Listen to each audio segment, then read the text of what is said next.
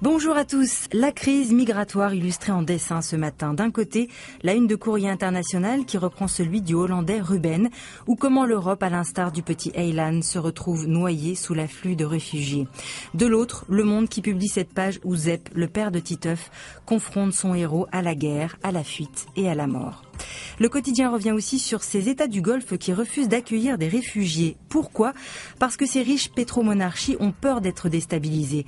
Aux Émirats arabes, par exemple, il y a déjà une énorme main-d'œuvre émigrée et bon marché venue d'Asie du Sud-Est. L'arrivée de milliers d'étrangers pourrait rompre le fragile équilibre socio-démographique. De son côté, Le Figaro titre sur le renforcement spectaculaire de l'armée russe en Syrie. La crainte des Occidentaux que ces manœuvres servent davantage à protéger le régime de Bachar el-Assad qu'à combattre les djihadistes de Daesh. Mais dans le dossier syrien, ils savent aussi que la Russie est incontournable.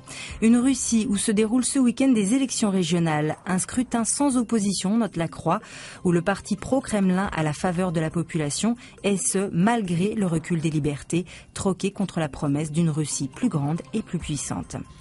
Retour en France avec Libération qui fait le point sur la loi Duflot et l'encadrement des loyers. Contrairement aux sombres prédictions du lobby immobilier, le marché locatif ne s'est pas effondré et les abus sont mieux régulés. Incroyable mais vrai, une réforme de gauche qui marche, s'exclame avec humour Laurent Geoffrin. Autre victoire qui semblait pourtant difficile, celle de cet agriculteur qui, comme le dit la Nouvelle République, a fait plier Monsanto. La Cour d'appel de Lyon a confirmé la responsabilité du groupe américain dans l'intoxication de Paul François qui avait inhalé en 2004 un herbicide, le Lasso.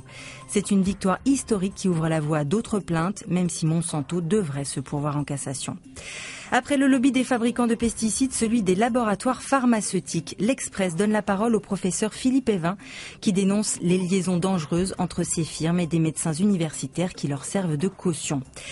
Certains médicaments peuvent servir de drogue, tout comme le cannabis ou la cocaïne. L'Obs s'intéresse à la drogue au travail, un phénomène aussi répandu que caché, note le magazine. Mais à lire certains témoignages, il s'agit davantage de dopage que de défonce. Selon une chercheuse, c'est difficile à entendre, mais la drogue est une ressource qui permet aux salariés de mieux faire leur travail. Ce que ces consommations révèlent, analyse-t-elle, c'est une évolution dramatique du management où on laisse les salariés seuls face à des objectifs trop élevés. Alors face à ce monde toujours plus dur, on a envie de dire place à la fraternité. C'est le titre choisi par l'UMA pour annoncer la 80e édition de la Fête de l'Humanité ce week-end à Paris. Une humanité qui s'est agrandie avec la découverte d'un nouvel ancêtre dans une grotte sud-africaine.